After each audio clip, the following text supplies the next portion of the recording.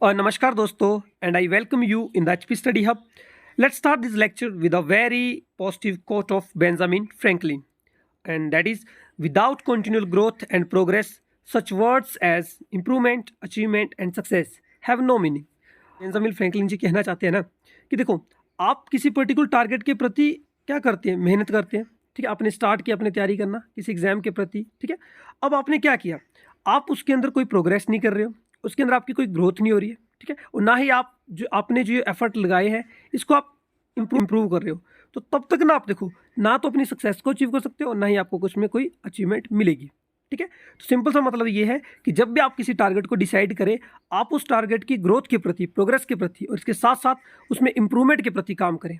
तब जो है आपको आसानी से आप सक्सेस को हासिल कर पाओगे, उस अचीवमेंट को आप हासिल कर पाओगे. ठीक है, तो उम्मीद करता हूँ कि आप बेंजामिन फ्रैंकलिन के इन शब्दों को अपनी लाइफ में थोड़ा सा समझोएंगे.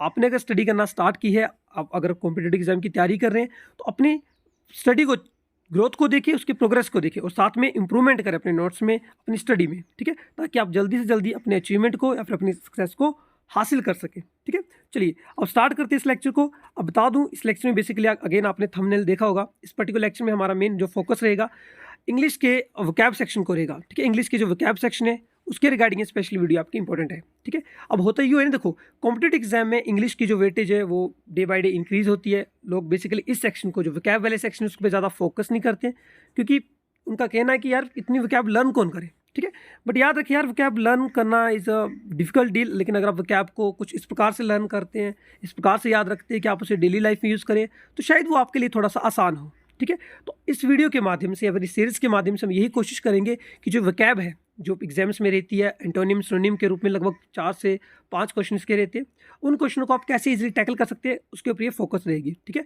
तो हम डेली न्यूज़पेपर से आपके लिए 3 से 5 वर्ड लाया करेंगे और उनको एग्जाम्पल के साथ समझाया करेंगे, ताकि आप उन वर्ड्स को आप लॉन्ग टाइम के लिए याद कर सकें. ठीक है, तो उम्मीद करता हूँ कि आप इस सीरीज़ को पसंद करेंगे. तो चलिए स्टार्ट करते हैं आज के इस लेक्चर को फर्स्ट वर्ड के साथ, जो कि आपका word number 1, that is underpinning.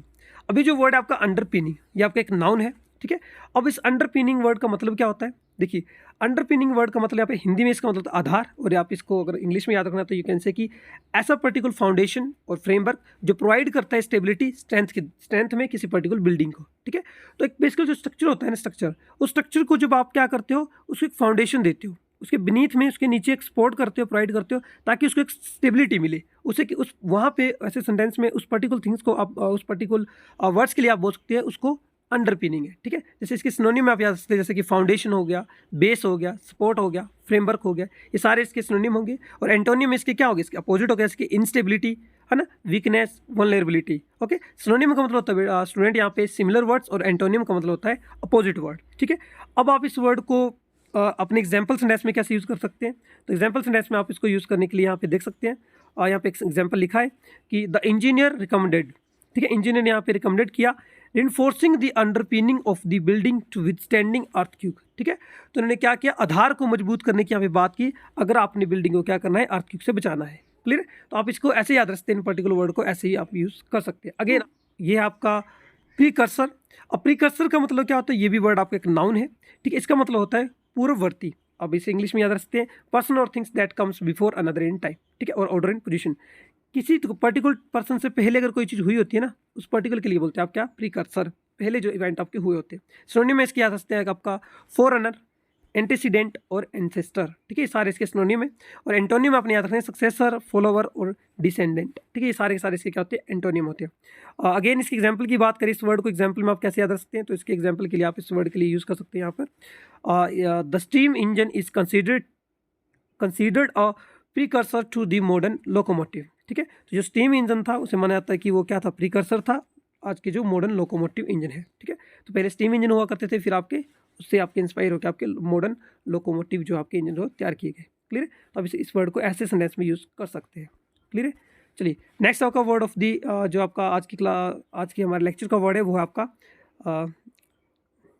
चलिए नेक्स्ट आपका वर्ड है that is legitimate. Legitimate word आप खुद में आपका वर्ड आपका एडजेक्टिव होता है, और इसका मतलब होता है कन्फर्मिंग टू द लॉ और रूल्स. ठीक है, तो जो क्या करता है, लेजिटिमेट का मतलब है सिंपल जो कन्फर्म करता है लॉ को, यानी कि वैध करता है. ठीक है, जैसे इसके सिनोनिम हो गया आपके लीगल, लॉफुल, वैलिड या फिर ऑथोराइज करना. ठीक है, और इसके एंटोनिम में क्या याद रखते हैं आप, इसके एंटोनिम में इलीगल, अनलॉफुल या फिर इललेजिटिमेट। ओके, इललेजिटिमेट ये जो रहेंगे आपके इसके एंटोनियम रहेंगे। आप इस वर्ड्स को भी एग्जाम्पल सेंटेंस में कैसे फिट कर सकते हैं। लेजिटिमेट यहाँ पे है, the court ruled that the contract was not legitimate due to the lack of signature.